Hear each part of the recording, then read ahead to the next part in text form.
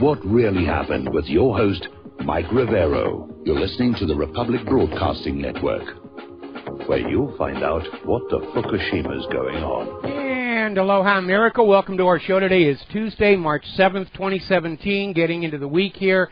And, boy, we have got a lot of stuff to talk about today. The phone lines are open, 800-313-9443.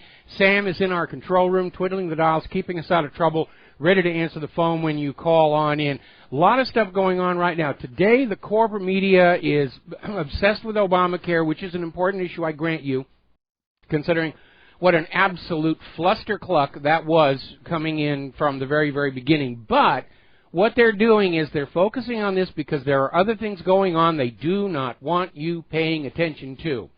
And we are seeing an example here where there's a Facebook page for a group called One American News Network that is coming out with the story that former White House staffers and officials are coming forward to say that they were ordered by Obama to find some way to work against the incoming Trump administration, to just leave stuff there that was going to cause him problems. And, of course, we know a lot of the staff holdovers are now the source of these leaks that are getting out from inside the White House. So it's getting very, very ugly, and it's deliberate. It is absolutely deliberate. Now, getting on to Obamagate, that is still growing like crazy, and former Obama Secret Service agent Dan Bongino is saying this scandal is going to blow wide open this week, even as the corporate media is still trying to make this all go away. And here is the bizarreness of it all. When Watergate happened and the entire government apparatus were trying to keep a lid on it, the Washington Post was out there trying to make America, aware of what was going on, how corrupt the Nixon re-election had been. And today, of course, we've got the Washington Post is at the forefront of saying there's nothing there. It's all just complete nonsense. What a tinfoil hat-wearing bunch of kooks you all are to even dream that, Obama would wiretap Trump to help Hillary Clinton.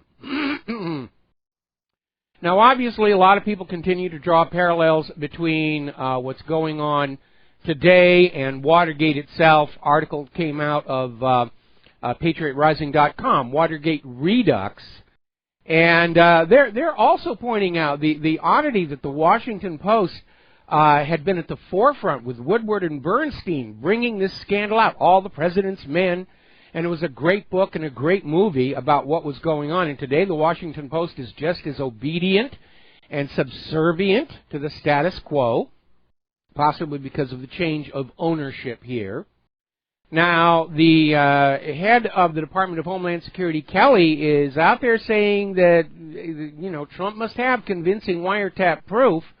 And then he goes on to say he wouldn't guess why the Obama administration might have wiretapped a 2016 presidential candidate.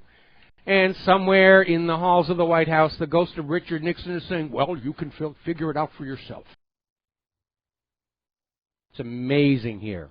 Now, here is where the story gets ugly, and you have to really pay attention to the timeline as to what was going on. We know that originally Obama tried to get the FBI to bug Donald Trump, and the FBI said, no, that's too Watergate for our tastes. Obama then went to the FISA court and asked for a warrant that included the name of Donald Trump. And even the FISA court, which rubber stamps 99.8% of all warrant requests, said, no, this is too Watergate for us. Now, here's where it gets interesting. Shortly after, 3 days after that first FISA court warrant to wiretap Donald Trump was denied, a fake Trump website was set up, TrumpEmail.com, and they were copying the Trump Organization brand, and it looked like it was part of the Trump campaign. And it was run by a lady named Emily McMullen, who turns out to be the sister of the ex-CIA never-Trumper, Even McMullen. And what was posted on this website was cited in the second request for the FISA wiretapping warrant. That, oh, see, here's proof of the link between Donald Trump and Vladimir Putin, and it was all manufactured fake. Now, story coming out of a YouTube video we posted, CIA analyst, Trump wiretap was probably done via British GCHQ, and that would not be unusual at all, because for illegal eavesdropping, the U.S. often goes through foreign intelligence services to evade U.S. laws, so they can stand there and say, we're not doing it. We have no idea how this intelligence showed up, but it wasn't us. Trust us. And this little practice goes back to the mid-1980s as part of the program called Echelon, which was the forerunner of all this mass surveillance, and the U.S. made a partnership with 4 other countries, and it was called Five Eyes or Echelon. We even have some of the Echelon intercept stations here on the island of Oahu. And the deal was each nation would spy on the citizens of each other, which was perfectly legal. Then they would trade the intel with each other. So these intelligence agencies would get intelligence information on their own citizens, despite the laws that say you're not allowed to do that. We're going to do a shout-out now to our on-air affiliates who are just now rejoining our network. Now, Newt Gingrich is weighing in on this Obamacare issue, and he's making a very, very good point, because he's talking about how General Flynn and his conversation with the Russian ambassador that drove him to have to resign was recorded in the Trump Tower. So who leaked that to the Washington Post? Because there are very strict laws that say when there are these wiretaps going on, that the information must be kept confidential. It can't just be given to the media. It certainly can't be given to Donald Trump's rival in the election, which appears to have happened as well. And Newt Gingrich is just making a good point here, because if the taps on Trump, Flynn, and Sessions were legal, there'd be a paper trail. If there's no paper trail, heads should roll. And here's where it gets murky, because when Sessions was being spied on, he was still a senator. He wasn't yet being considered for Attorney General. And when the spying started on Flynn, he was still technically a private citizen. So this is getting murkier and murkier. Now, Trey Gowdy, as you know, in his position on the Intelligence Committee, is saying we're going to look into this, and he is slamming the media for trying to rush to judgment to say there's nothing there and it's nonsense, and basically saying, with all due respect to the corporate media, we can't cross-examine anonymous sources. We can't even directly examine the anonymous sources. It's very easy to write a news piece compared to conducting an investigation. And he's basically telling the corporate media, stop speculating, stop spinning, let us do our jobs. All right, we're going to take a phone call. Bob in Las Vegas, aloha. Welcome to the show. What's on your mind? Aloha, Mike. Aloha. Mike, there was a caller yesterday, I think his name was Rick from Arizona. He had said that this whole Obamagate, it could be a distraction. And you sort of gave it short shrift. Yeah, I did. What I want to say is, I don't think it's a distraction. I think it's a serious event. But do you think? I mean, you've talked about this a lot in the past about a limited hangout. With this story, will the public, will the government, the media, even the independent media, ignore Hillary's alleged selling of classified state secrets for money? Well, not around here. We're not going to do that. In fact, if anything, I mean, this, I think, is convincing more and more people that the Democratic establishment was, in fact, crooked enough to commit treason against our own country. And I'm certainly going to keep pushing on that issue. Yeah, but is this a limited hangout where we're going to see these phony hearings, nothing's going to come out of it, no one's going to go to jail? I mean, whatever, regardless of what Steve Bannon says about Obama and his aides going to jail, I'll bet you a rusty nickel that this government collapses before Obama and his aides go to jail. Well, in terms of the long-term benefit to the nation and the American people, either outcome is good for me. I mean, the government could completely collapse from this. We're in Soviet-style, pre-collapse mode right now.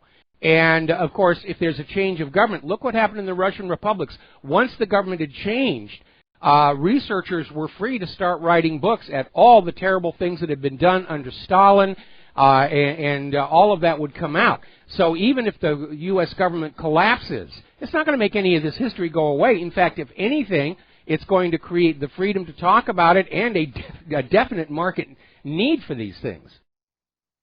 Mike, I hope this central government does collapse.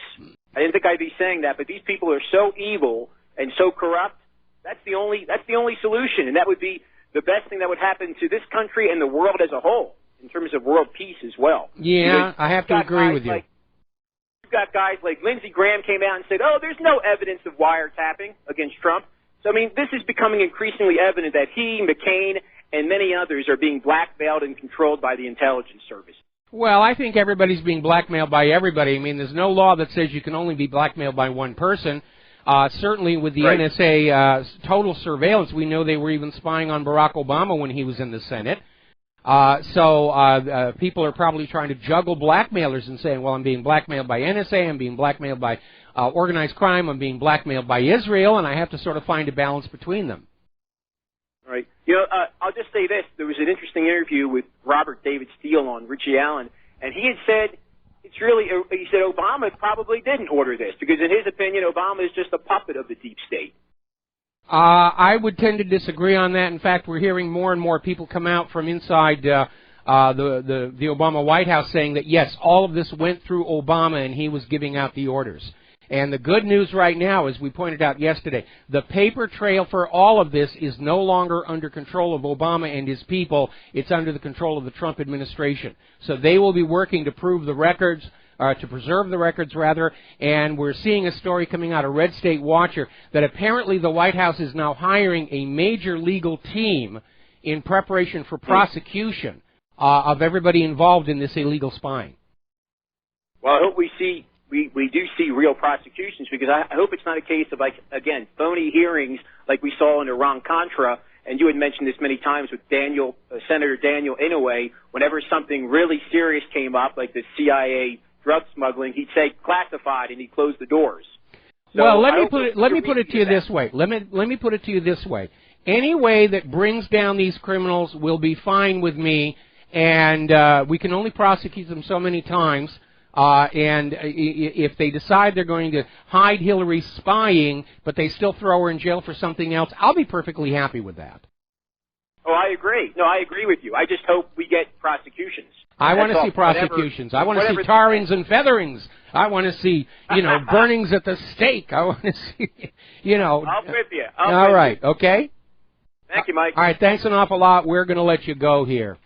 Now, Mark Levin, and you need to remember Mark Levin was the former chief of staff for Ronald Reagan's Attorney General, Edwin Meese, and he's not exactly a fan of Donald Trump, but he is out there at the forefront of saying that this is just shameful to learn that President Obama was wiretapping Trump Tower just before the 2016 presidential election. And basically he's saying Trump is absolutely right. This is a new Watergate, and we're not going to let go of this. And basically comes on and says, we're talking about the activities of a police state. And he's not the only one out there saying it. This is third world banana republic, Soviet-style politics, and we just lost our connection to Republic Broadcasting. So let's see what's happening. All righty, so Dick Morris is now out there wading into this situation and saying that there is no question because Obama sought to spy on Donald Trump just 1 month after he won the nomination, before the claim that Russia was aiding Trump even occurred to anybody. And so they were spying on Donald Trump to help Hillary Clinton. They got the FISA warrant after the fact to try and retroactively make it seem like it was legal. And let me do that. Yeah, we're all still good here. I don't know what happened to RBN, but they're off here. Okay, well, we'll see what happens. Now, we're seeing another story here from thelastgreatstand.com indicating that Harry Reid and Hillary Clinton likely knew about the Trump wiretaps. And here is where it gets very, very interesting because what's going on is we know that Hillary was tweeting messages that seemed to indicate she had been informed of the wiretaps. As I mentioned before, there are very strict laws regarding this surveillance, that you are just not supposed to be sharing that information. Certainly the idea that the Obama administration was sharing this intelligence with Donald Trump's political enemies is what puts it into a whole new Watergate circumstance. Story coming out of TheRealNews.com, Empire in decay, federal government falling apart as spying allegations fly. And basically, Colonel Lawrence Wilkerson says that he too has heard the intelligence community ask the British to spy on Trump on behalf of the Democratic Party. And when you have the politicalization of the intelligence agencies, it is a symptom of a dying empire. Now, the Senate is still trying to gin up hearings to investigate the link between Donald Trump and Russia. And their star witness is this former British spy who came up with this now discredited dossier claiming that Trump and a couple of prostitutes vandalized the bed in the presidential suite at the Moscow Hotel. And it's been completely discredited, but he's going to be the star witness of these Senate hearings. And the Democrats are trying very, very hard to put one of their own in charge of this investigation. That's why they put pressure on Attorney General Jeff Sessions to recuse himself in order to get a so-called independent counsel who's actually going to be working for them and will allow the wildest basis, speculation, rumor, and innuendo and hearsay to be entered as factual evidence against Donald Trump.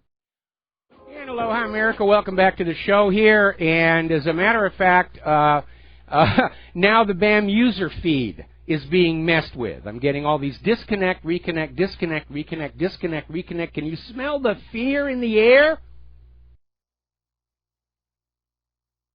That's certainly how I see it. When you're catching flack, you know you are over the target, and all of this childish behavior is telling us we're on to something major here. So again, anytime you see any of these stories about how President Obama was spying on Donald Trump to help the Hillary Clinton campaign, the new Watergate, the sequel, Revenge of the Audio Tapes, or whatever they're going to call the movie. Forward it to all your social media. Flood it out there. We can do this. Remember when the story about phony Tony Blair's dodgy dossier first broke in to the light? And the corporate media just looked the other way. No, absolutely not. We know nothing about, or the Downing Street memo is actually the one I'm thinking about, where they admitted we're fixing the propaganda around the agenda of war in Iraq. And the corporate media didn't want to touch it. And we flooded it all over the Internet to the point where everybody was calling up the corporate media and saying, look, this is all over the place here. Why aren't you reporting it? And the corporate media said, oh, all right, we'll report on how they lied you into the war in Iraq. God, people don't know what's wrong with you. So we can do it. So, Rivero's Rangers, your mission, should you choose to accept it, is to grab hold of these stories that are all over the web and forward them to your social media.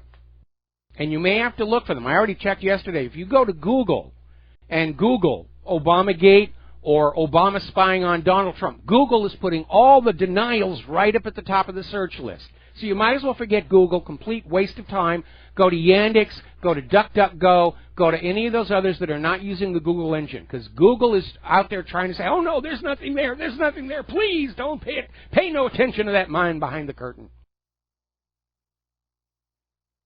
Now, the other big story that is being ignored with as much dignity as the corporate media can stand, WikiLeaks finally let loose on what they call the Vault 7 release, and it is monumental. It is a document dump from inside the Central Intelligence Agency about all the different ways they spy on us, mess with our lives, cause all kinds of problems. Dump of their hacking tools, policies, and all of it. And the cyber weapons include malware that targets Windows, Android, iOS, OS X, and Linux computers, as well as routers. They target the routers. Some of the software was developed in-house, but apparently Great Britain's MI5 is said to have helped build a spyware attack for Samsung TVs. If you have a Samsung television, the CIA can go on in and listen to you through the built-in microphone.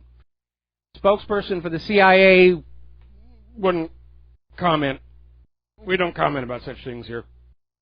And, of course, the spokesperson for the UK Home Office is unable to comment. And basically, WikiLeaks is saying that apparently they have a new source inside CIA, a new Edward Snowden, who is still thankfully anonymous, saying basically the reason for the leak is because the CIA has clearly overstepped its legal mandate. It certainly has overstepped the Fourth Amendment to the Constitution. So the CIA is targeting your iPhone, your Android, maybe that's why Claire's Android phone is such a piece of crud, and smart TVs. They're getting into absolute everything. Now, WikiLeaks was going to have a press conference about this yesterday. They got hacked. Their live streaming feed got hacked. And they've basically dumped all this data out onto the net in all these files that anybody can find them. They're all over the place where you can download and go through them. And here are some of the really juicy tidbits you need to pay attention to. The CIA has a group called the Remote Devices Branch. They have a group called Umbrage that is tasked with collecting a library of hackerware stolen from other states, including the Russian Federation. And the purpose they have this malware is to carry out malware attacks on computers and frame a third party. And they have a collection of keyloggers, password collection, webcam capture, data destruction, persistence, privilege escalation, stealth, antivirus avoidance, and survey techniques from around the world.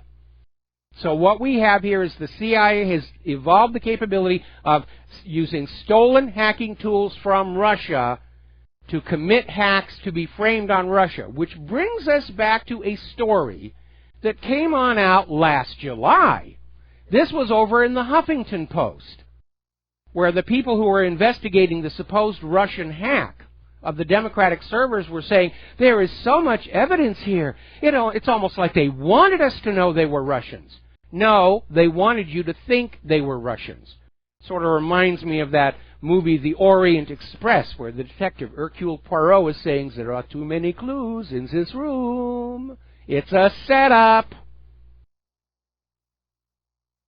We're going to do a shout out to our on-air affiliates just now rejoining our network here. We're talking about, well, we've been talking about Obama spying on Donald Trump, apparently to assist Hillary Clinton's campaign. Now we're talking about the WikiLeaks data dump, where there's been a huge release of the CIA's hacking tools and their policies, including the revelation that the CIA has a library of stolen Russian hacking tools with which they can hack into computers and make it look like the Russians did it. Remember when the Department of Homeland Security was caught trying to hack into voter databases this last election? Maybe they were trying to do that. It's a frame-up. It is a frame-up. Now, do you remember when that first accusation where the DNC said the Russians are hacking our servers, the Russians are hacking our servers, and the DNC refused to give the FBI access to the servers and instead said, we're going to have a private consultant verify this is Russia. And the consultant turned out to be tied to an organization that is openly promoting conflict with Russia. It doesn't get more obvious a frame-up job than that. All right, we're going to take a phone call. Mike in Kentucky, aloha. Welcome to the show. What's on your mind?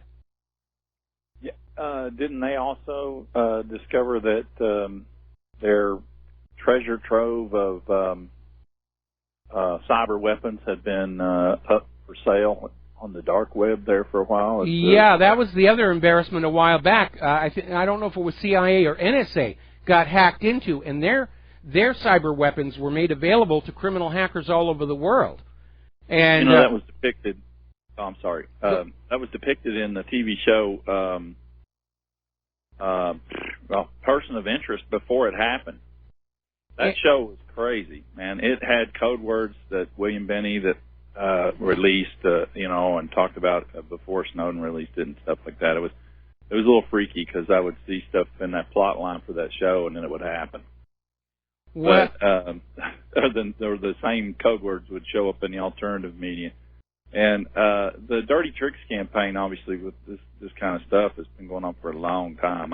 I was asked to produce some videos back in the late 1990s for a group called Take Back Kentucky and Concerned Citizens for Kentucky. And our little TV studio here, the phone problems were very interesting. And it revealed that they were listening in on people's phones way before the Patriot Act, when they thought their phones were turned off, flipped, closed in a purse or in a leather belt pouch and stuff like that. I was able to send one guy 3 voicemail messages of him and some buddies driving down the road to work, and they were talking about stuff, and that's how I could make him believe what I was saying was true, because you could talk to reporters and they wouldn't even talk to you about it, or the reporters all work for the other side.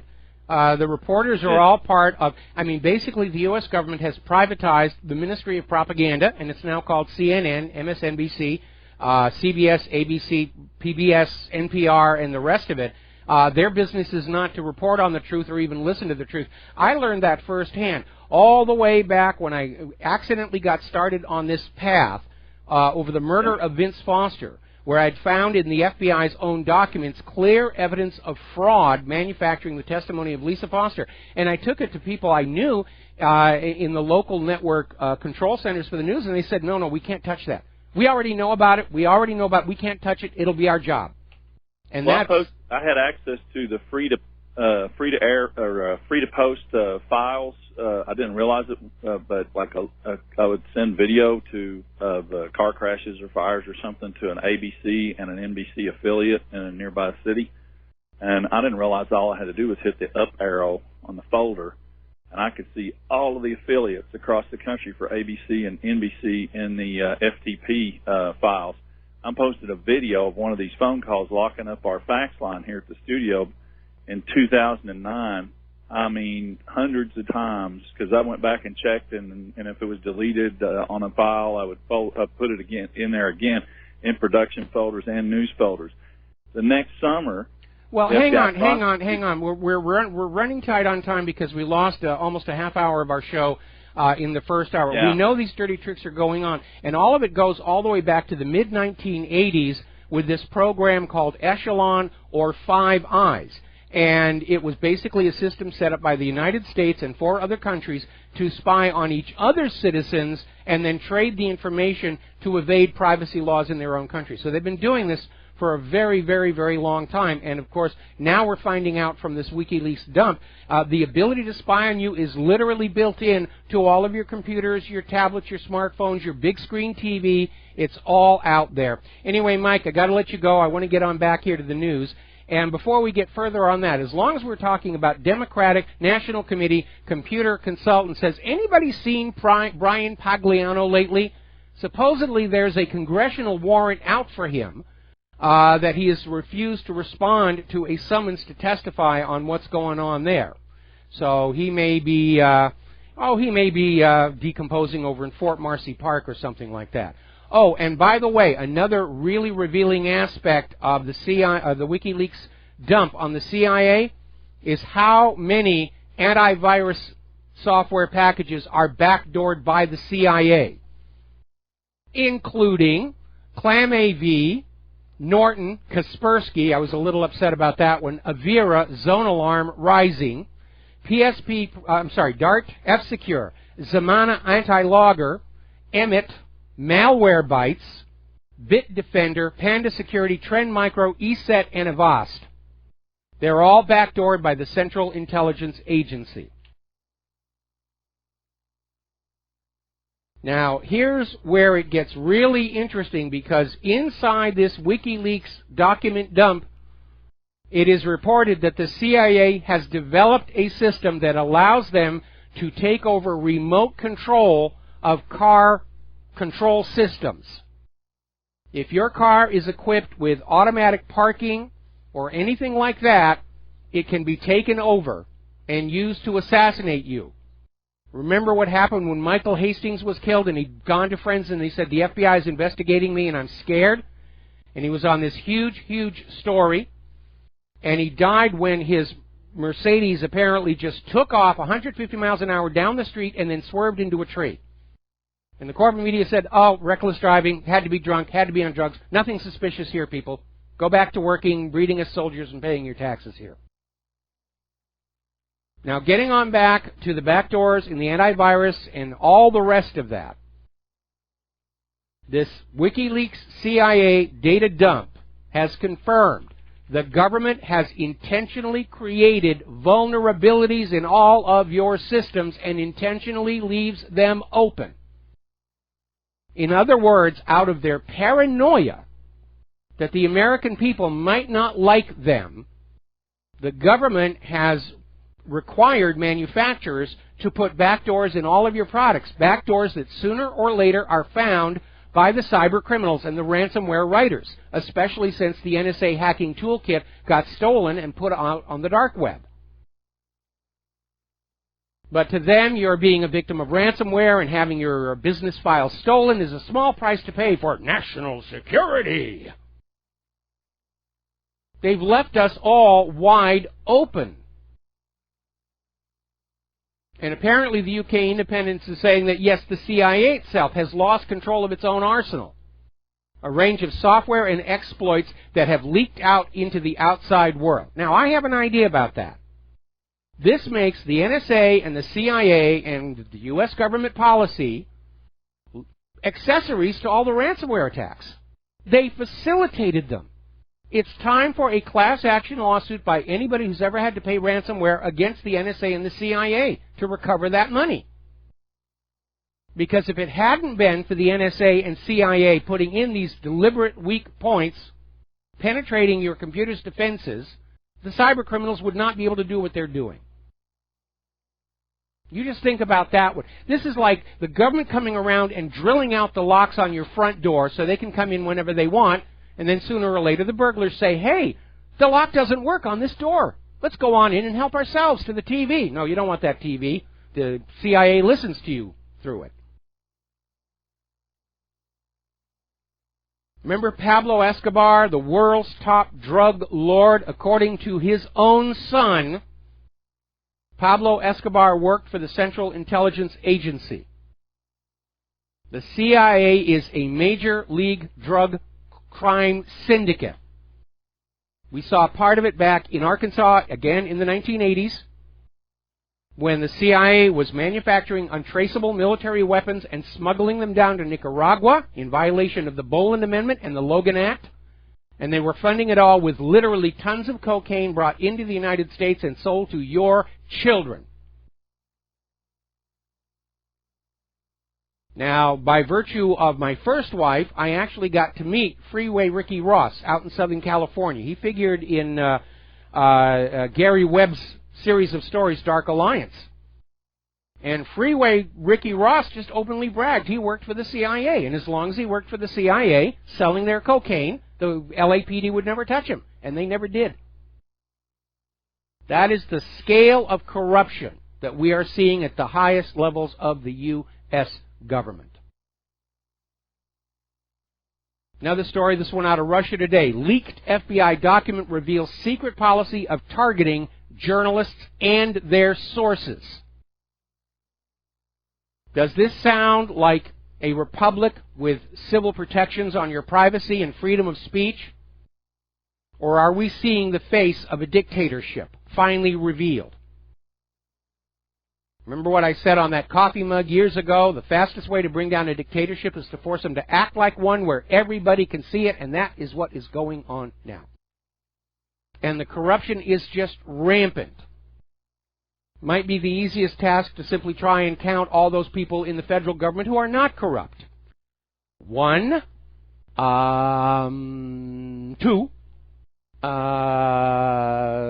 Anybody? Bueller? Bueller, apparently not. Remember John Podesta, Hillary's campaign manager? And they're out there screaming, Donald Trump is working with the Russians. Podesta got $170,000 from Russia to end U.S. sanctions on a Russian bank. This is according to the Daily Caller.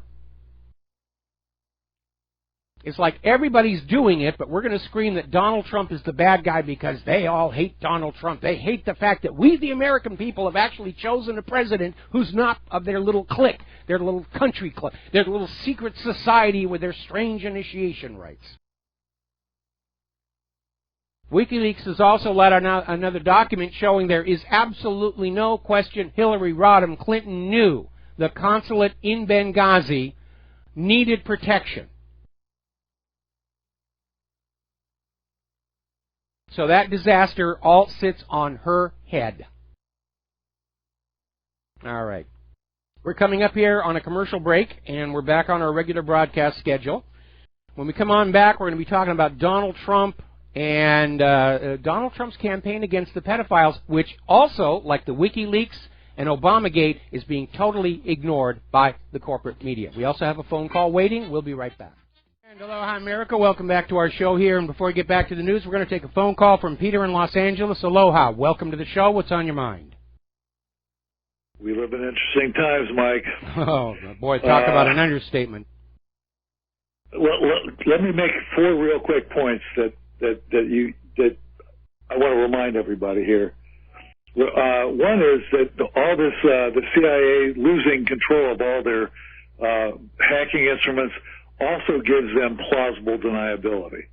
That's one thing. The CIA, remember when they bugged a couple of years back on the torture report, when they bugged their own Senate Intelligence Committee, when they bugged them and nothing happened, was the Dianne Feinstein? Yeah, I remember that. Like Bernie Madoff bugging the SEC. Nothing ever happened. Nobody ever heard anything about that, right? Really. How about Israel guaranteeing Jane Harman that she could have the intelligence chairmanship of the House? Especially after she was caught passing secrets to Israel, as I recall. That's right. That's right.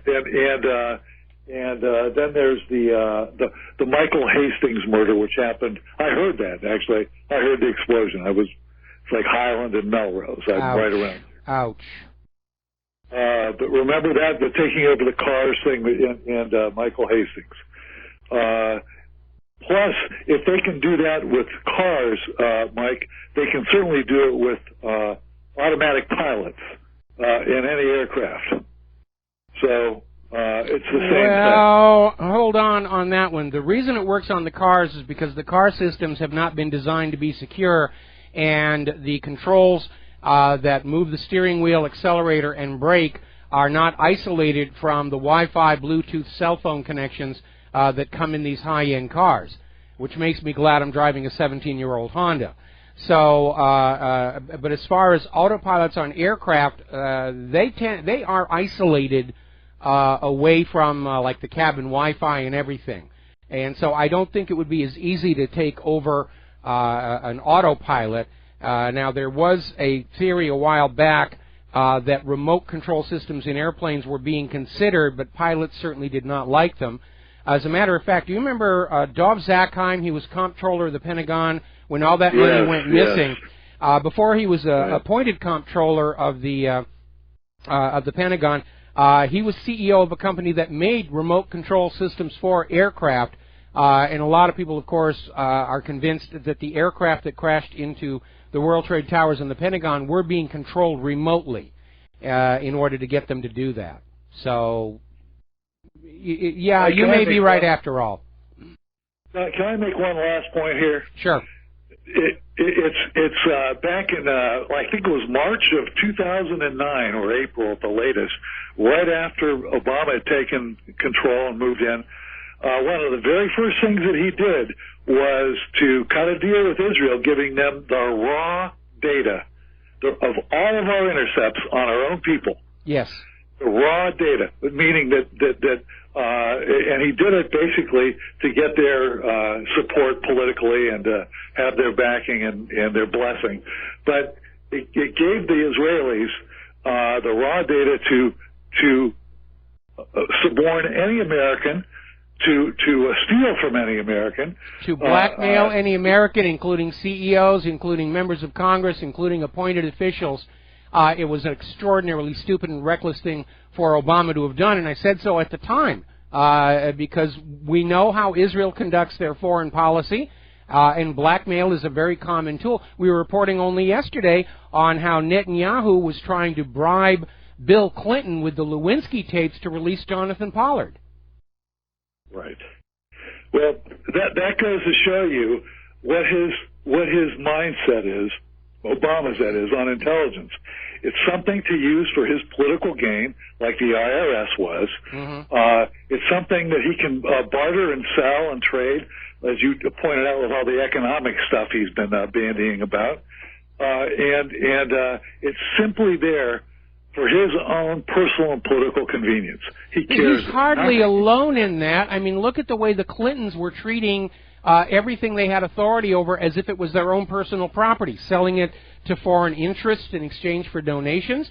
It's not just Obama. It is a systemic corruption. And we're now beginning to see it become visible to the general population. That's a good thing. We've got to take a break for commercials. Thank you for the call, Peter. We'll be right back.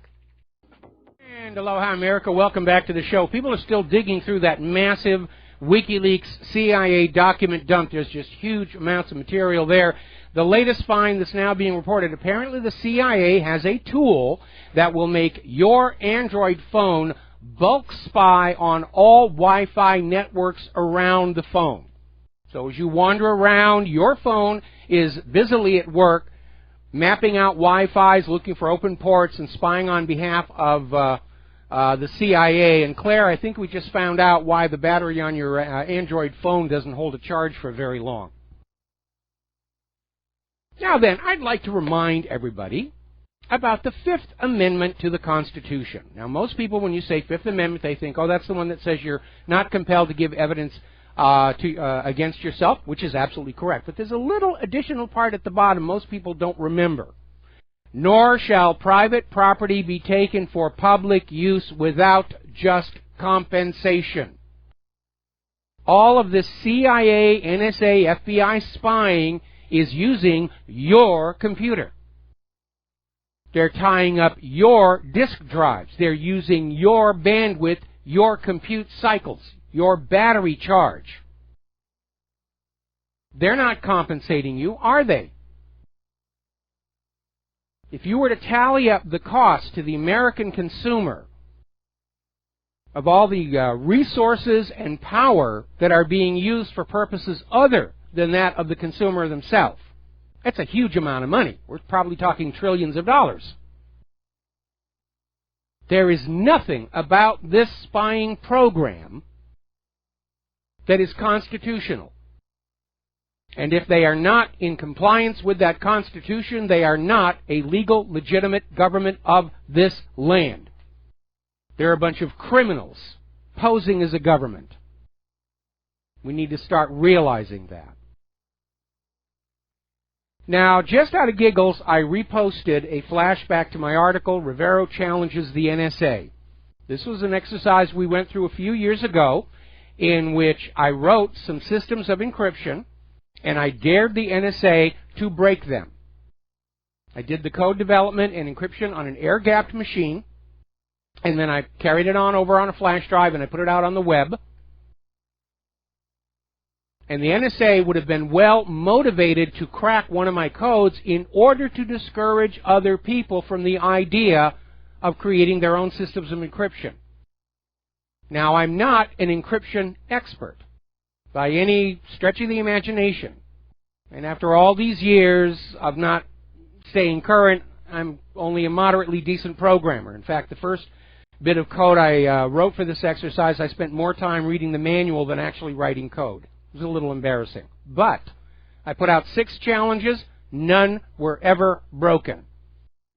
So if I can create a code the NSA cannot break, then so can real criminals and real terrorists.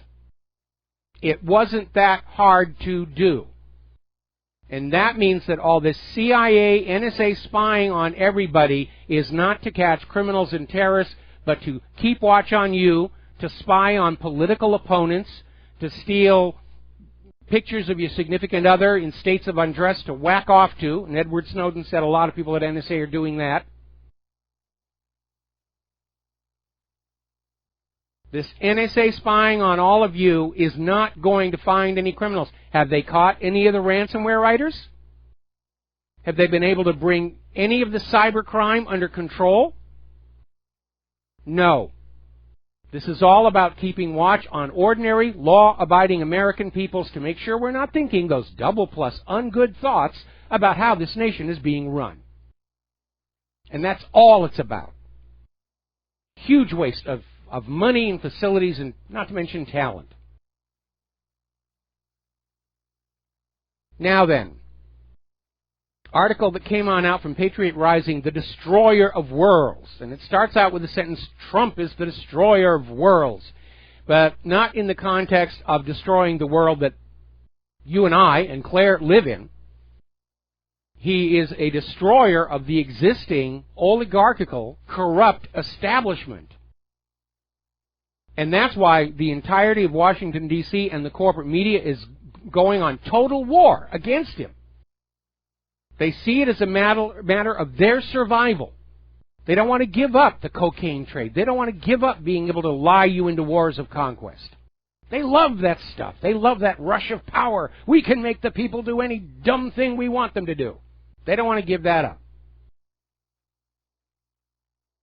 So whether you agree with Donald Trump or not, and there are some areas where I do not, we, the American people, are going to have to stand shoulder to shoulder with him against this corrupt establishment, or we're going to be back in the embrace of that corrupt establishment again.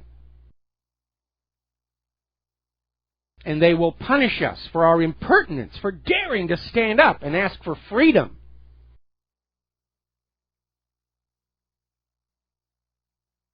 So, let's take a phone call. Bob in North Carolina. Aloha. Welcome to the show. What's on your mind? Aloha, Mike. What's on my mind is we're not under the Constitution as far as this concerns, because this is the National Defense Authorization Act, and all they have to do is state that they're looking for bad guys. And Obama signed in the 2017. He did the Foreign Propaganda and Disinfo Act, basically.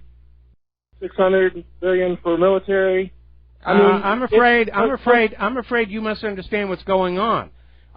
Those provisions to just spy on anybody who's a perceived threat are only valid outside the borders of the United States of America, because inside the borders of the United States of America, the National Defense Authorization Act is still subordinate to the Constitution. The Constitution is the highest law of the land. Get used to it. I am used to it, and how are they able to get away with it? And again, I've asked you, who's going to stop them? Who's going to stop them? Who's going to stop them? And hey, Mike, we're going to let you go. Okay. Bye-bye. Now let's get on to the pedophile scandal, because this one is starting to really heat up. There have been a huge number of arrests of these child sexual trafficking rings, and boy, this I certainly am in agreement with Donald Trump on. But apparently a former Congresswoman, Cynthia McKinney, who also agrees that it's time to slap these vile people down, is saying that he needs to be aware there are going to be high-level Democrats and Republicans who are caught in this. And we already know that going back to the Franklin scandal. And I absolutely do not comprehend people who engage in this sort of behavior. I do not understand the thinking of anybody elected or appointed to an office of responsibility who's going to take the risk of opening themselves up to blackmail by engaging in such behavior. Everybody who went down to Jeff Epstein's island for their little jollies with the underage girls had to know the place is going to be wired with cameras or microphones, or common sense would say it's the safe assumption to do that.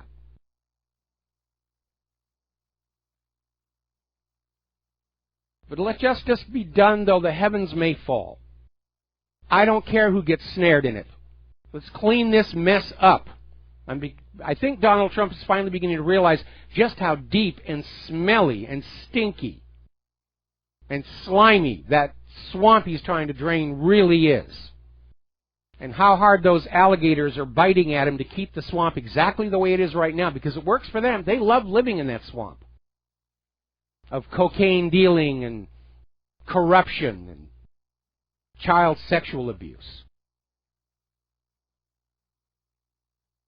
Now, it behooves us all to keep pointing on out that the New York Slimes stepped on its own foot when they first ran the headline where Donald Trump said Obama had been spying on him. The banner headline said, "Offers no proof." But back on January 19th and 20th of this year, the New York Slimes reported that there were wiretaps of people on the Trump election team, and it was passed along to the Obama White House. One of the story's authors was Michael S. Schmidt. And that same Michael S. Schmidt wrote the story, "Trump offering no evidence, says Obama tapped his phones." So it's not just the same newspaper, it's the same reporter who on the 20th said there are wiretaps, came on out last weekend and said, there's no wiretaps, there's no proof, there's no evidence for it whatsoever.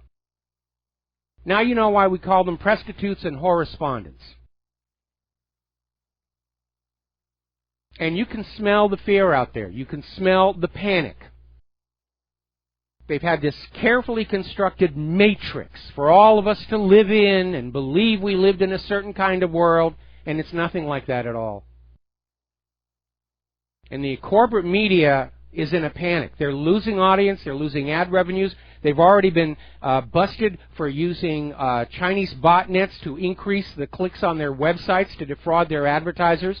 The New York Times is having to vacate and turn into office rental space 8 floors of their own building.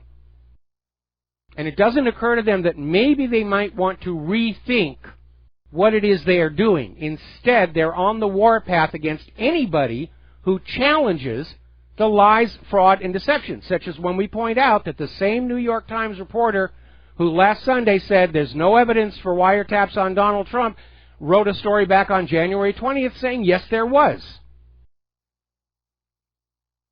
They don't want you to know that. They were all hoping you would have forgotten what the New York Slimes said back on January 20th. It doesn't happen in the age of the Internet.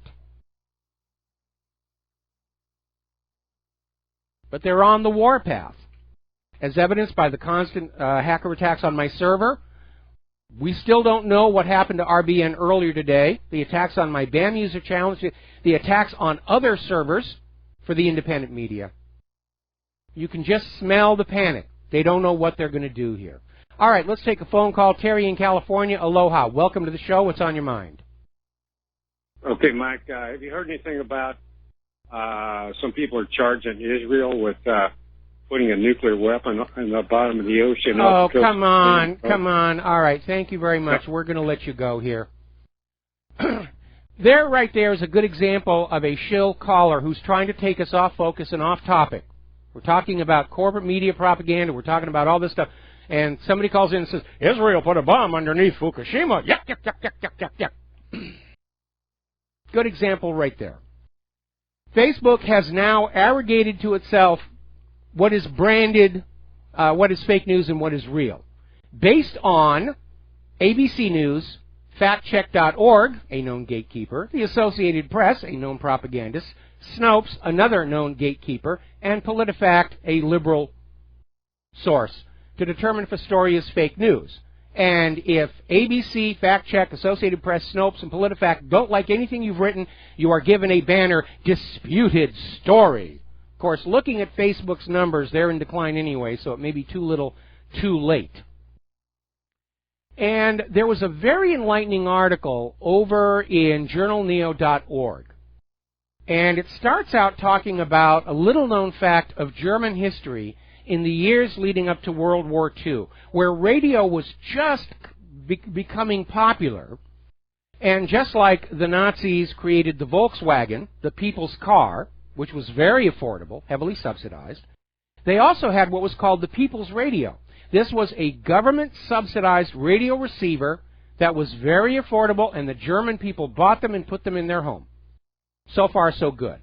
The People's Radio, however, only tuned in German and Austrian radio stations. Those were the only ones marked on the dial. And between the People's Radio and jamming, the Nazis were able to decide what the German people were hearing on those radios and what they were not allowed to hear. And so this article in Journal Neo says Facebook is now trying to do exactly the same thing. They want everybody to come through Facebook, and Facebook will tell them what's real news and what's fake. It's not going to happen. There's too many alternate venues, and they're gaining. These new startup social media companies that are promising fair, balanced, no censorship, they're grabbing market share away from Facebook. But it's a good analogy, and that's exactly what they're trying to do. They're trying to get the entire Internet-using American people to just go to a couple of gateways and trust Facebook knows what's real and what isn't, in a pig's eye, as it were. Now, here's a little footnote on this whole story about the corporate media. Apparently, an employee at the Washington Post just got his home raided in Gaithersburg, Virginia. Apparently, it was raided a couple of weeks ago. The story is only breaking now, but apparently this employee at the Washington Post, he's an Israeli-born American, he's an IT engineer, has been posing as an immigration and customs enforcement officer on multiple occasions, and they found all the kit in his home.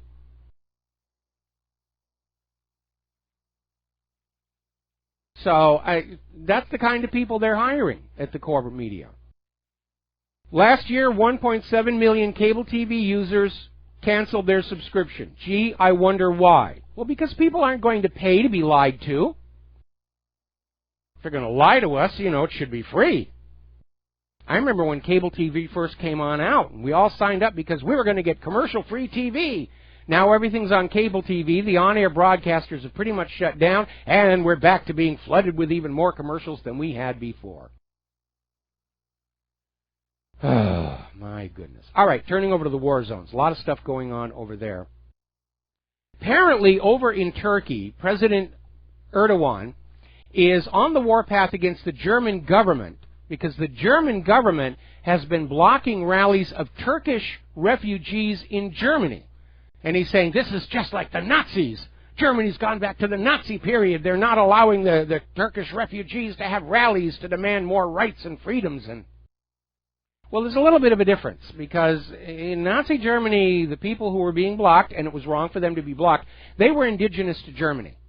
They weren't just pouring in across the border and trying to simply co-opt the nation for their own purposes. There's a very important difference there. Meanwhile, we're seeing more U.S. forces heading into the Mideast. Apparently, the 75th Ranger Regiment has hit the ground in Syria for the Raqqa offensive. And a little reminder again that Syria has not actually granted their permission for the U.S. forces to be there. But, of course, the United States is exceptional. The United States is going to go everywhere, and we only mean the best. We're after ISIS and Al-Qaeda. Actually, not really, because there's a recently declassified CIA document from 1983 saying that the U.S. agenda was to obliterate Syria, which is what they've been trying to do for the last 5 years. We'll be right back after these words from our sponsors.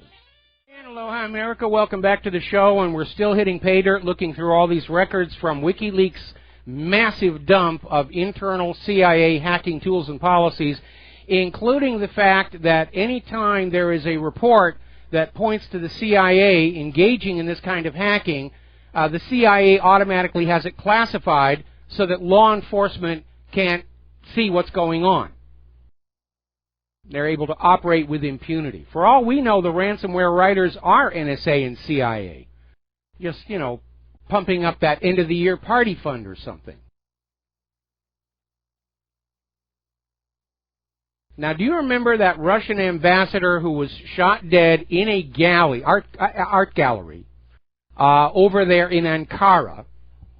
And the assassin was screaming, save Aleppo, and nobody was sure what was going on. The investigation has taken an unexpected turn because a 33-year-old Russian woman has been arrested in connection with this murder.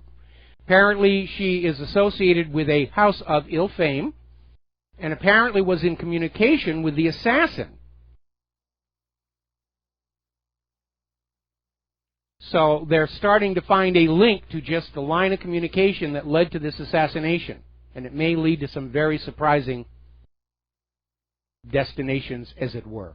Over in France, things are heating up for those French elections. Fillon is just foundering between all the corruption allegations. The poll numbers are crashing on him. And apparently former French Prime Minister Alain Juppé was asked if he wanted to step into the presidential race and replace Fillon, and he said, no, I don't think I want to do that. Hollande is still out there saying that Le Pen is a danger, and his outgoing ultimate goal is to make sure that France doesn't have a president who's against the European Union. She's a threat to the New World Order. And apparently Le Pen was being interviewed by Anderson Cooper, and 60 Minutes was supposed to put the last nail in Le Pen's coffin, and Anderson Cooper just sat down there with his usual toolkit of smears and innuendo, and to her credit, Le Pen stayed calm and basically put him in his place. She ignored all the gotcha smear tactics. She came out actually looking pretty good.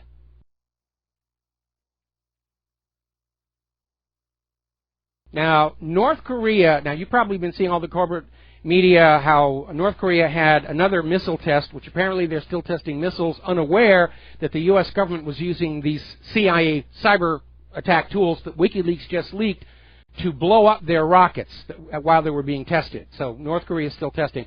And we're getting a report that is unsourced where North Korea has declared that this is a rehearsal to attack Japan. Nobody's actually backtracked this to anybody within the North Korean government. It's just presented as an absolute fact. You will appear. What North Korea is actually saying is these South Korea-U.S. maneuvers are what's pushing the world toward a potentially nuclear war. More about this when we come back. And aloha, America. Welcome back to our show here. And we are... this is hour number 3. The phone lines are open, 800-313-9443. I got a little confused because of our interruption in hour number 1. We're talking about North Korea, and the corporate media is pushing the idea that North Korea is saying their current missile tests are a rehearsal to attack Japan, but nobody can actually find a site that goes, a source that goes all the way back to North Korea's government itself. It appears to be more fake news. What North Korea is actually saying, and is documented as saying, is the upcoming United States-South Korea military maneuvers are the provocation driving the world towards a potential nuclear war. Now, the United States and South Korea are getting ready for a massive 60-day supposed military exercise right alongside the borders of North Korea that is supposed to include literally hundreds of thousands of U.S. and South Korean troops, associated weapons, and now the Terminal High Altitude Area Defense Missile System. Frankly, from North Korea's point of view, it's very hard to tell the difference between an exercise and a preparation for an actual blitzkrieg-type strike into North Korea. And I think they're justified in being concerned about that. And we know how desperate our government is to start a major war someplace to try and take our minds off the crashing economy, the revelations from the WikiLeaks CIA dump, and all the rest of the stuff that's been going on here. So North Korea may be the sacrificial lamb. We need a bloody war. I don't care who with. We just need to distract everybody from what's going on terrible in the United States. Not going to work. We've fallen for that dumb trick too many times before.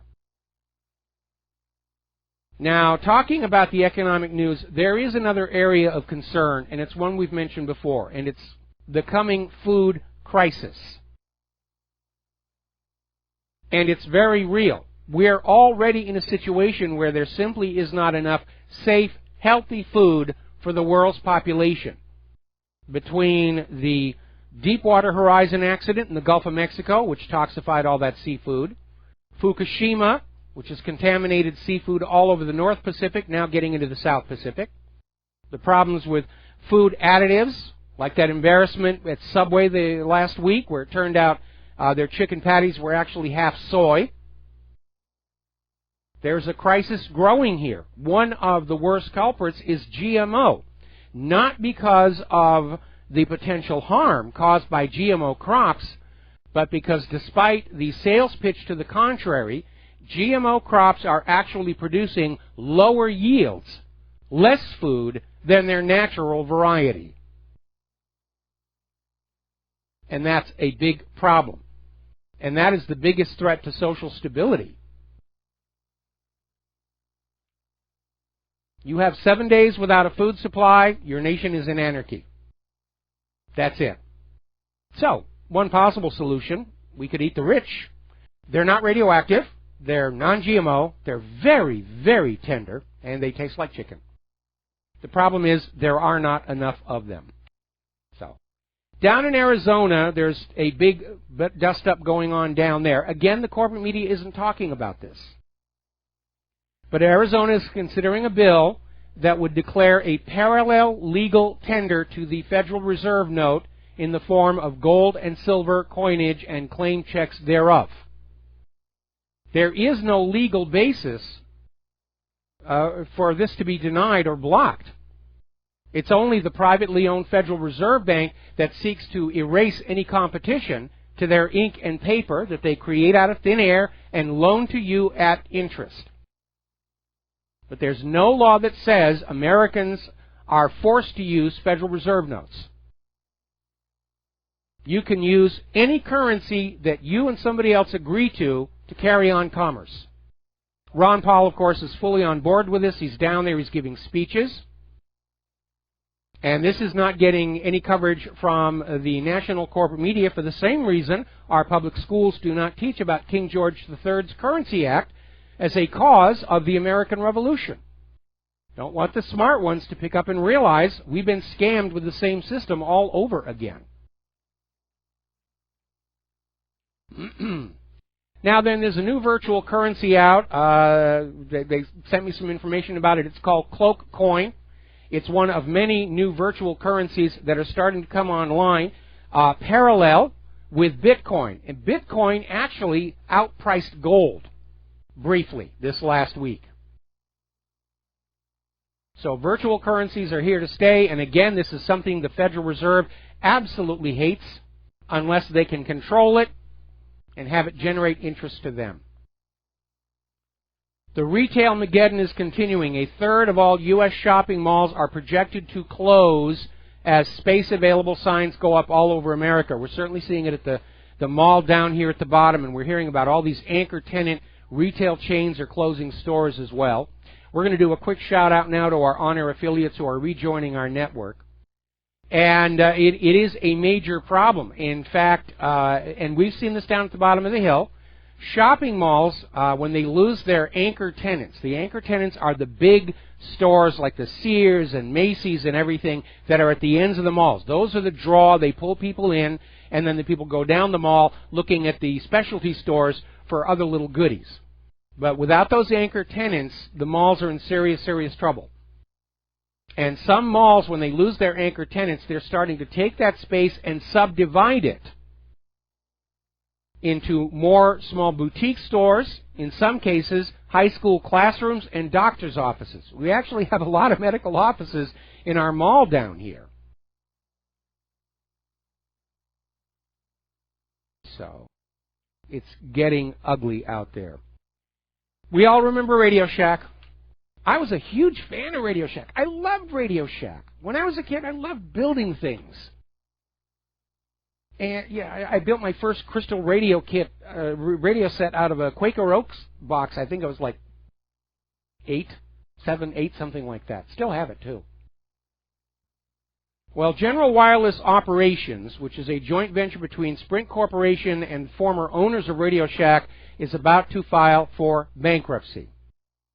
It will probably result in liquidation, and apparently some of the retail outlets for both Radio Shack and Sprint are going to close as a result, and that is a real shame. Now, I don't know about Sprint and why they're in trouble. I know why we quit dealing with them. We were with Sprint Wireless, and they kept double billing us. We'd get the bill for April, we'd pay April, then we'd get another notice, you still have not paid the bill for April, and we're going to cut off your cell phone service. And I'd call in and say, I got the canceled check. Well, that doesn't matter. If we don't get another check, we're going to... So we quit with Sprint. We're with AT&T right now, that we're a little more happier with. But Radio Shack, I know exactly what happened to them. They forgot what their business model originally was. Radio Shack, as the name implies, began as a line of stores for electronic hobbyists, radio enthusiasts. And I don't mean AM, FM radio. I'm talking about CB and ham and scanners and walkie-talkies and metal detectors and all that stuff. Plus the parts to build your own dedicated projects. And somewhere along the line, Radio Shack said, well, we don't need those hobbyists. There aren't enough of them. We're going to broaden our appeal. And Radio Shack just started selling the exact same consumer-level products that everybody else was selling. And they didn't capture a large share of the market. They divided the market, and they got into trouble. And that's what happened. When you build a successful business model, you stick with it. Stick with what you know. Stick with what works. You get some executives with dreams of glory and grandeur, and you can get into trouble here. Now, apparently, Gordman's, that is an iconic 102-year-old retailer, they're about to file for bankruptcy. They're going to be closing 100 stores. H.H. Gregg, we've been talking about them over the last couple of weeks. They have now officially filed for their Chapter 11 bankruptcy. State Farm just posted a $7 billion with a B dollar loss in the auto insurance business. It's their biggest hit in 95 years. We know a thing or two because we've seen a thing or two. Well, look at this. And again, it's a reflection that as people are unable to buy cars, they do not need to buy car insurance. We know the auto dealers and auto manufacturers are renting holding lots. They're trying to keep the factories up and running because it's not trivial to shut them down and restart them. It's not like you just turn off the lights and you come back a couple of months later and turn them on. There's a whole supply chain. There's a momentum there. So they're still building cars. They can't find anybody to buy them. If you look at the commercials on TV, wow, if you actually had money, this would be a great time to be buying a car. Little piece of advice, don't get it with the automatic parking. Don't get it with Bluetooth. Don't get it with Wi-Fi. Don't get it with a cell phone connection. Otherwise, the CIA can cause a wreck. The CIA's own files now admit that. Tremendous concern over retail, commercial real estate may be the next financial implosion because all of these retailers going out of business, they're obviously, they have bought, or more often than not, they're leasing space in these malls. And as they go out of business, those spaces are going to become empty. That's probably why we had that earlier story where malls are starting to subdivide the spaces and put in smaller boutiques, allow high school classrooms, doctor's offices, and such. And they're calling it the decline of the department store model. I'm not sure that's entirely accurate. The reality is the money junkies have grabbed all the wealth up to the top of that pyramid. Under fascism, there is no means of recycling that wealth back down to the bottom as decent wages and salaries for workers so that they can pour that money back into the bottom of the pyramid and keep the system going. That's what's gone wrong. And along the way, retailers themselves have exacerbated the problem by abandoning the idea of a variety, which is what department stores were supposed to be about. There's a variety. You walk in, you see a wide variety, you pick what you want, you give them the money, everybody goes home happy. And now department stores, like supermarkets, the shelves are full of thousands and thousands of the exact same item that they were able to get at a bulk discount. And they're there to sell you this. We're going to sell you this. It's not what I want. Well, that's what we've got. Well, I want something different. Well, we can order it for you. Well, heck, I can order online. I don't want to order online. I want to be able to look at what I'm buying, hold it in my hand, and take it home right now.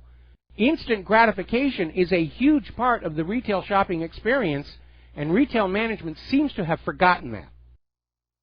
Or they've adopted the idea that people are so desperate for whatever they need that they'll just buy whatever we choose to sell them, whatever we get the biggest markup on.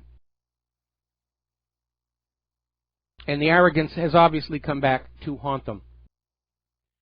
Now, a lot of people are looking at Snapchat's IPO, and it's turning out to be a major meltdown. And apparently they're talking about investor revolt.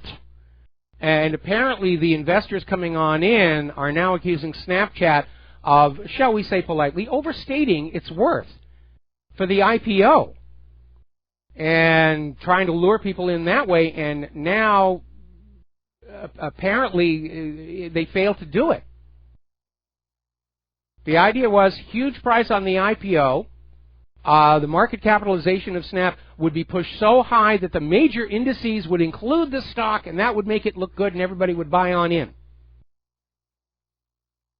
It was a desperate, desperate gamble, and apparently it is not working. And they're talking about a spreading investor revolt against Snapchat. Now, as you know, Friday we're going to get the jobs report. It's going to be a big, huge, steaming pile of USDA choice bovine excrement, but there will be some change to the numbers. And the gold traders are looking at the jobs report and what's going to happen. The concern is that the jobs report may discourage Janet Yellen from her much predicted increase in the prime rate. And gold traders are saying that if the Federal Reserve raises their rates, it's going to goose gold prices. It's a very dynamic time to be in the gold market here. Now, there's a story coming out of Venice, California, and Venice is a beautiful town. Claire and I used to go down there and hit the galleries and antique stores all the time. As a matter of fact, the very, very first movie I worked on, Skate Town, USA, a lot of that was shot in Venice and around Venice. And back then it was certainly a lovely place. A lot of the bodybuilders were down there, and very artsy community. It's now starting to turn into Silicon Valley South, where a lot of the high-tech workers are now flooding into the enclave, and real estate prices are going up. Tech workers and new wealth. Unfortunately, along with that, the homeless population is rising. And they're trying to figure out what to do, because all these well-heeled new residents of Venice, California are a lot less tolerant of the homeless than all of those aging hippies. And so the question is, where are they going to go? And that is another phenomenon that, again, the corporate media isn't showing you. We're seeing the rise of tent cities again. We have an unstable economic system. Some people are doing well, but inevitably it harms others. Shouldn't work that way. Should not work that way. Now, as Marine Le Pen's poll numbers continue to climb ahead of the French elections, the euro is starting to dip down. And basically the concern is that if Marine Le Pen wins the French presidency, and look at all of the forces arraigned against her, that it could be the end of the European Union experiment, could be the end of the euro. Everybody's focused on Marine Le Pen. They seem to forget the Dutch elections are happening the 15th of this month. That could also put a Eurosceptic as leader of a nation state. This whole globalization, New World Order is starting to come apart at the seams. They're not ready to give up, unfortunately. But very clearly they've lost the initiative. Very clearly the people of planet Earth see what's going on.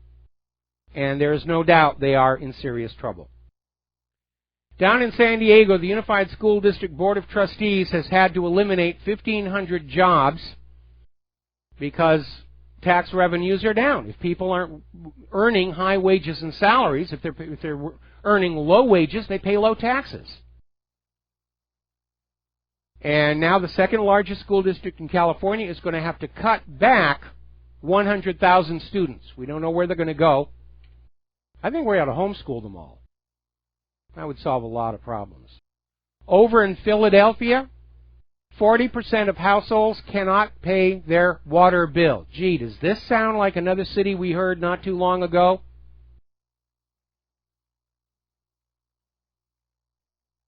The contagion is spreading. And I am glad Donald Trump won the election. I am truly glad he won the election. But I feel sorry for him because he's inherited an economic mess that I think is beyond his ability to deal with. It's like he got promoted to be captain of the Titanic after it's hit the iceberg. You know, you, Cook, you're now the captain of the Titanic. Get it to New York, and I'm going to get in the lifeboat with everybody else. A lot of people are very concerned about the so-called smart meters, about more radio energy. Is it interfering with their heads or not? Turns out there's another problem. Apparently, they're highly inaccurate. A recent study from researchers at the University of Twente and Amsterdam University of Applied Sciences found that three-phase static energy meters can exaggerate energy consumption by as much as 582%. That means 6 times. And I have heard a lot of stories here in the United States of people who get the smart meters installed and their electric bills immediately jump up. Is it just an honest engineering mistake? Or is it another way to gouge the general public to keep some desperate corporation from bankruptcy just a few weeks longer?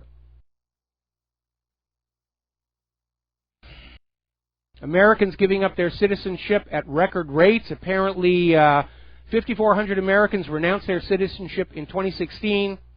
That's a 26% increase from those who surrendered their passports in 2015. We're coming up here on a commercial break. I know we got a caller waiting on the line. I'm going to get that call as soon as we come back from these words from our sponsors. So stay tuned, and we'll be right back. And aloha, America. Welcome back to our show. Here we're going to take a phone call from Al in Canada. Aloha. Welcome to the show. What's on your mind? Hey, Mike. I hope you're having a good day. I've been listening for a little bit, probably about an hour, and wow, you're on fire. You're really pointing it out. I mean, it's all falling into place, right? Mm-hmm. The actual dictatorship that Americans live under. And hey, you know what? A parliamentary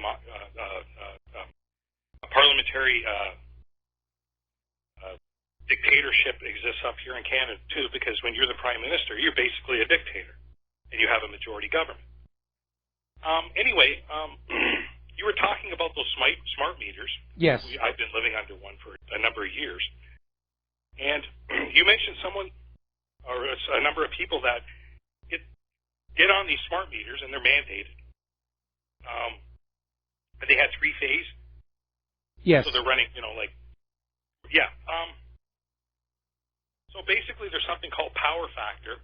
And whenever you have anything that's a rotary, like a motor, or even a speaker, a speaker's a linear motor, yes, or a transformer, and we're talking about, inductance, inductive reactance, and all that jazz. The current shifts phase, so basically it's fighting itself. So you get these inefficiencies, right? And with motors, they call them power factor. So what they do is, in an industrial application, you buy this big bank, basically, of capacitors and try and shift it back. And I know this from experience because I worked at a plant where I was in maintenance and looked after this stuff.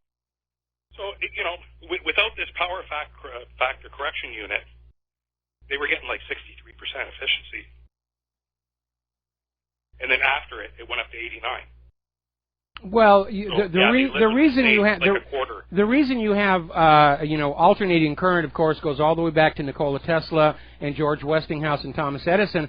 If you're going to have centralized power generation, you need to get the electricity out to the ends of the distribution network. And with direct current, the losses along the line are horrendous. That's what Tesla and Westinghouse came up with. Alternating current delivers more energy over a longer distance than DC. But yes, it is constantly basically going back and forth, and in any kind of an electronic device with a coil, there's going to be a pushback on that. Now, one way that you can do that, of course, is to convert to DC with a full wave rectifier and filter, and then get the DC out at pretty much 80-90% efficiency. Interestingly enough, on movie studios, the way they do it, in order to prevent power surges from one sound stage from influencing the lighting on the others, the power into a sound stage actually goes to this big device that has an AC motor on one end and an AC generator on the other. And it basically spins the motor and the generator, which has a huge flywheel effect. So if there's a sudden change in the incoming current, you don't see it on the outgoing current. And that's how they solve that problem. Anyway, the issue here, though, is given these smart meters are programmable devices, it should be, in theory, possible to calibrate them to correctly represent the kilowatt hours that the customer is being billed for. But for these meters to be overestimating energy uses by 6 times, it sounds to me like somebody's taking advantage of the meter change to increase electric rates.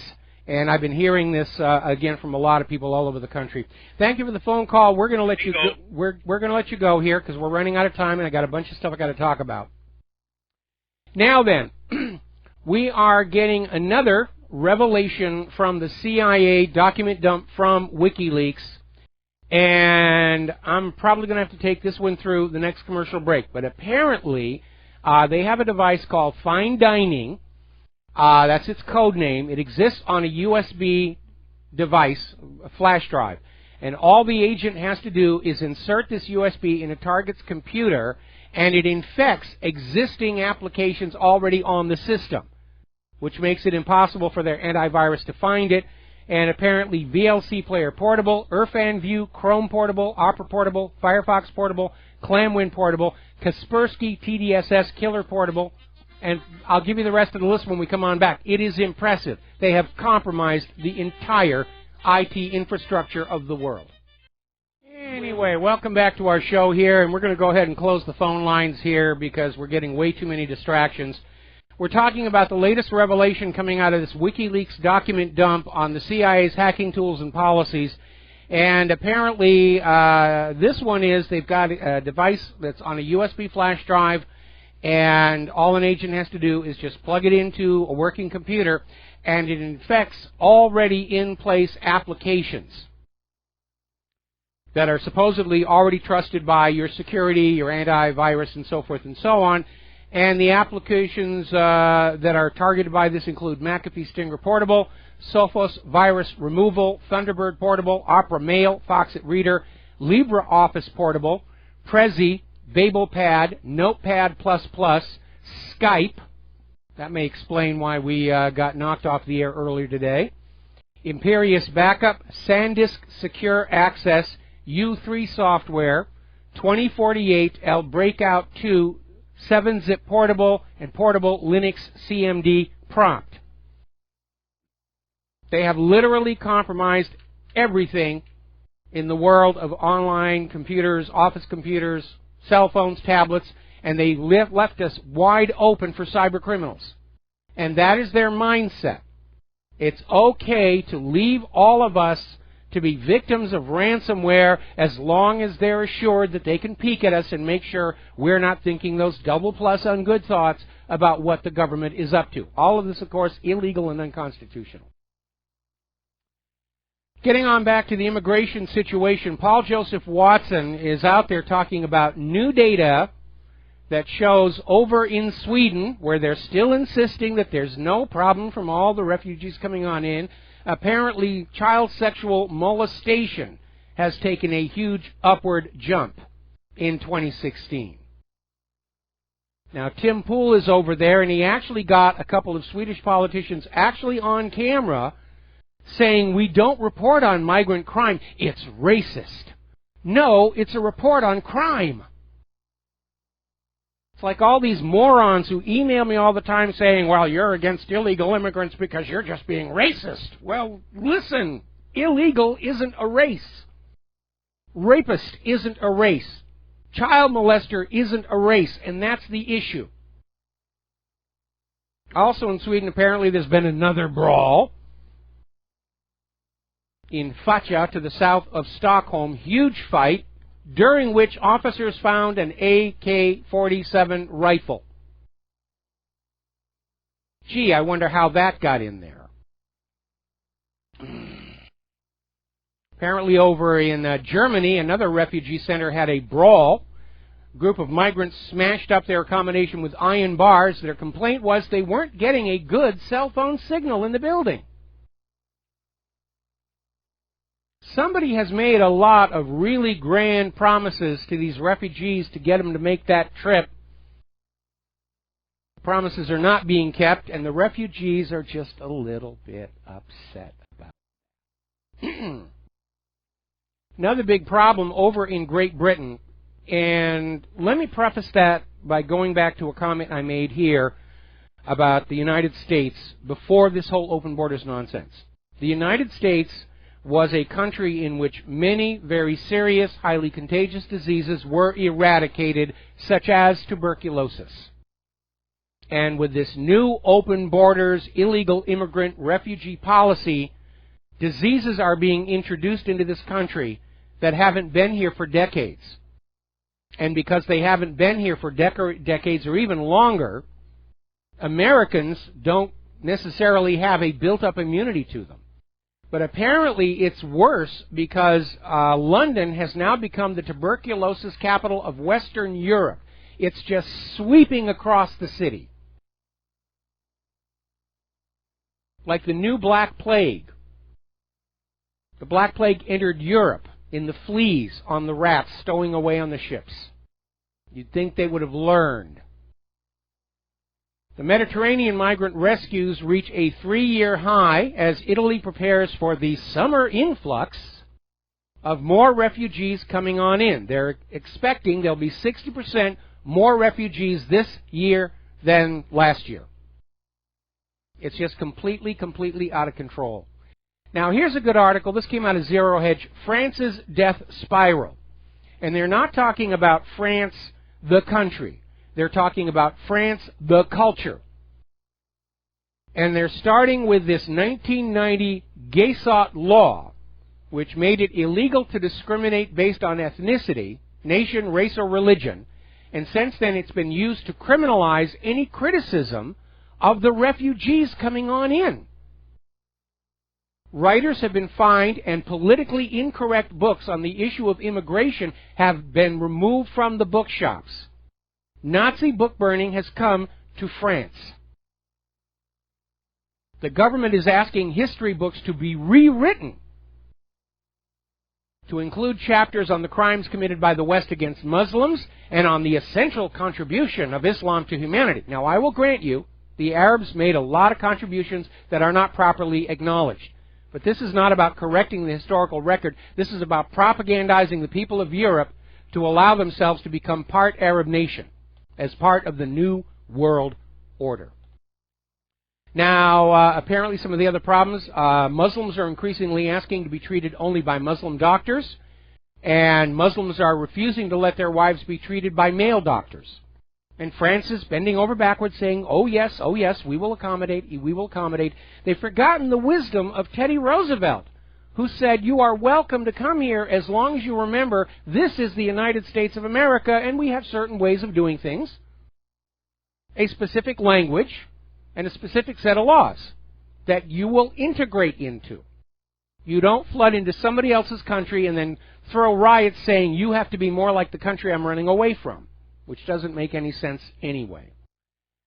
Now, Ben Carson has been appointed Secretary of Housing and Urban Development, and he's come on out with this quote, and I'm not kidding you, this is what he said.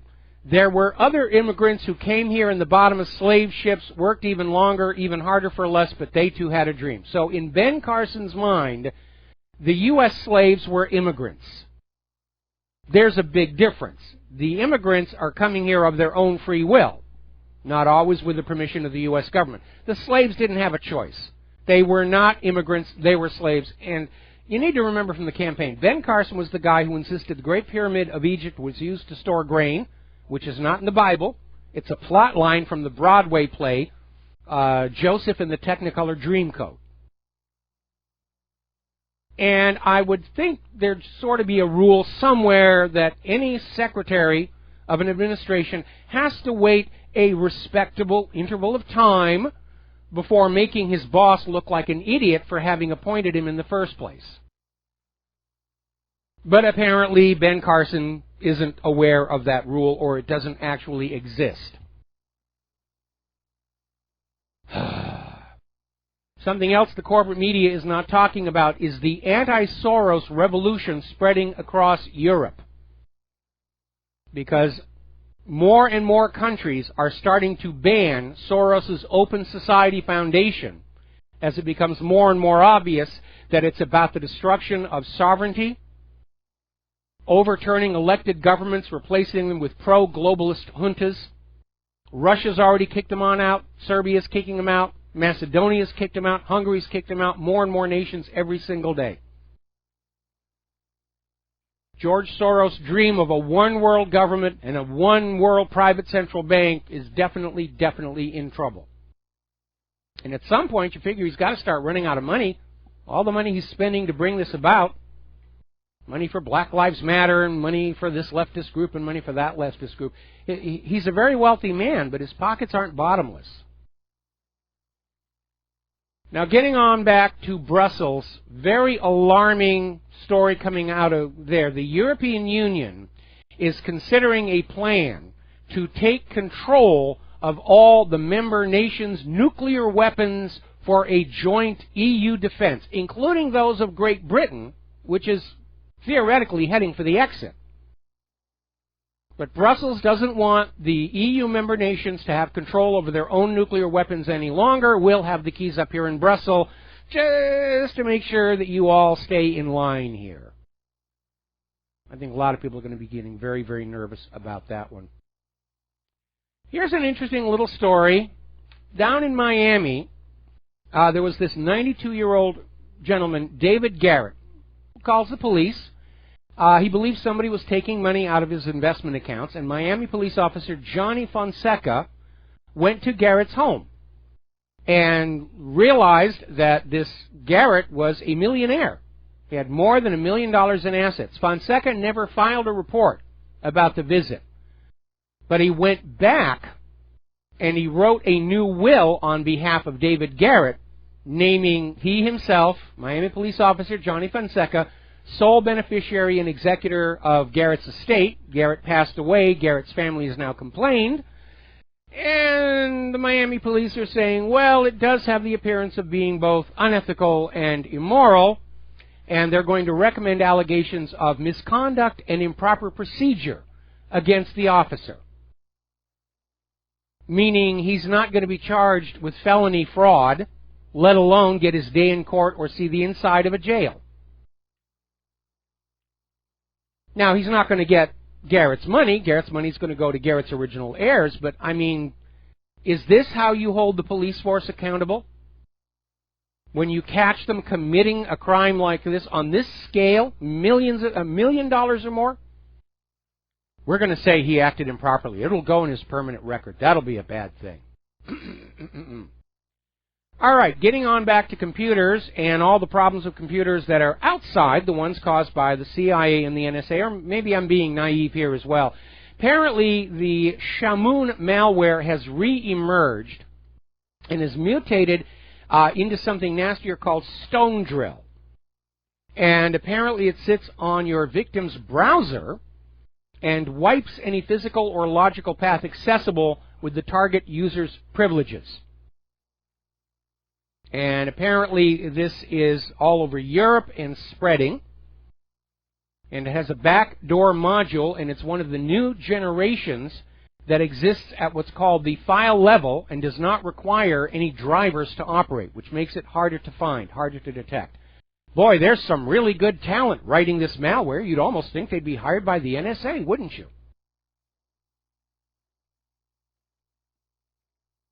Another article coming out from Natural News, which I guess has been reinstated to the good graces of the Google search engine. Brand name processed foods found laced with glyphosate weed killer, including Cheerios, Wheaties, and more.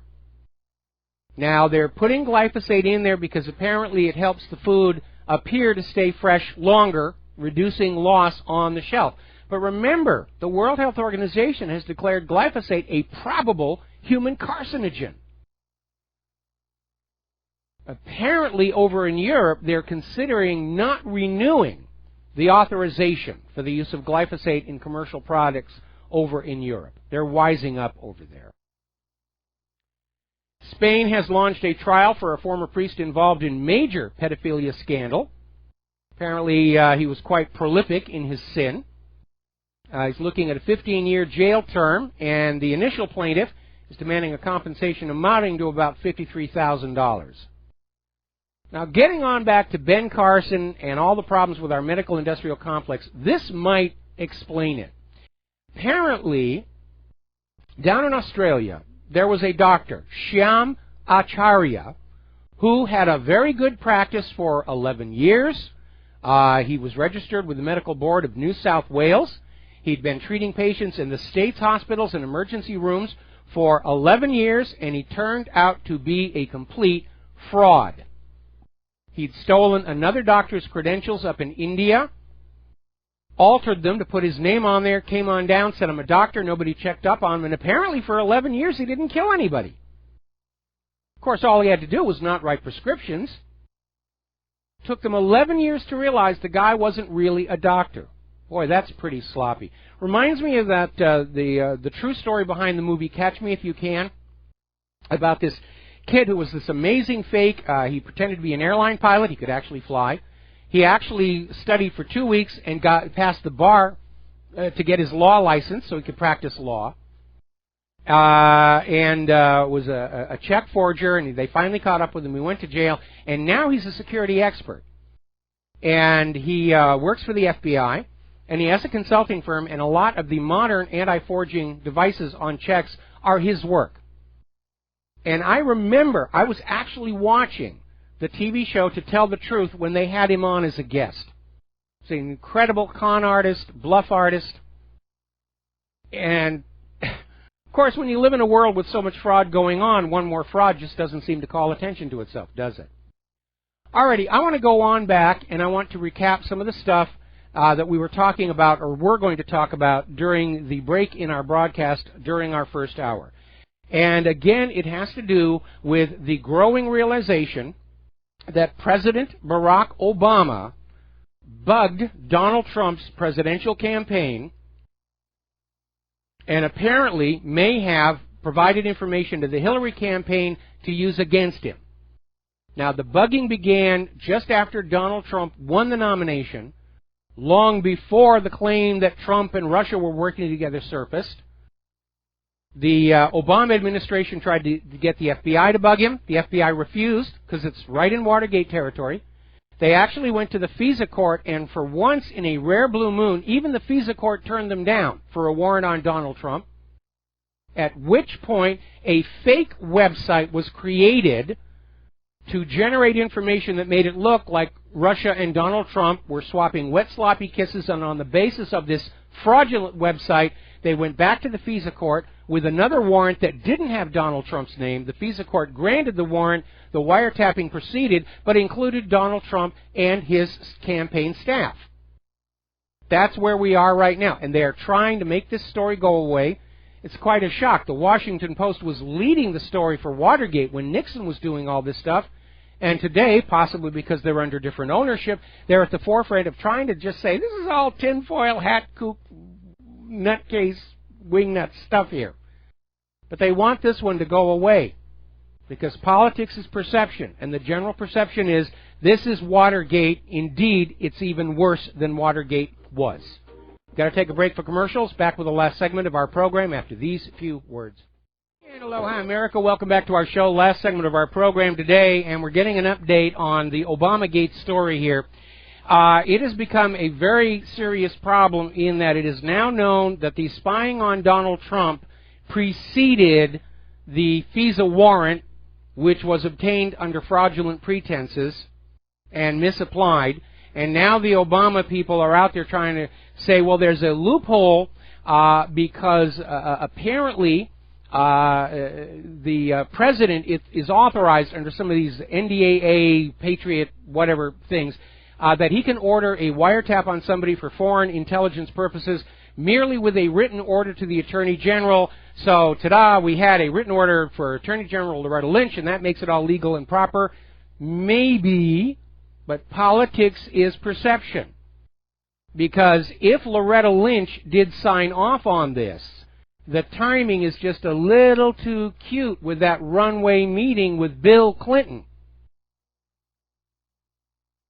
And the more they try and dodge and weave, the uglier it looks. And Obama and his people, they're trying to say, well, the law this and the law that and the law that, and the people don't care about the law anymore. It's how bad it looks. It does look like Watergate all over again. Now, I'm going to recap something I said. This is a call to Rivero's Rangers. And if you do a good job on this one, I'm going to get some pins to send out to all of you. It is obvious that Obama's people, the deep state, whatever you want to call them, are trying to make this go away. They're hacking my server, they hacked the BAM user feed, they're causing all kinds of problem all over. Anybody talking about this is being attacked by the corporate media. But remember the lesson of the Downing Street memo.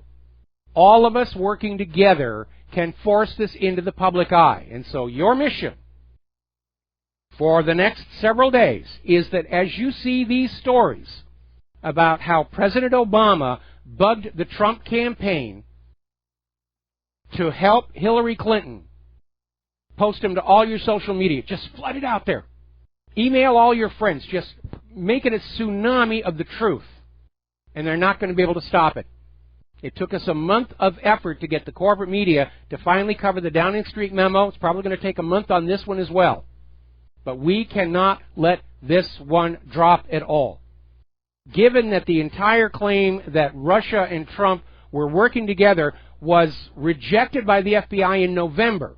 There was no legal justification to continue surveillance on Trump or his people. Some of Hillary's tweets seem to indicate she was being informed of the wiretaps. That's a violation of law.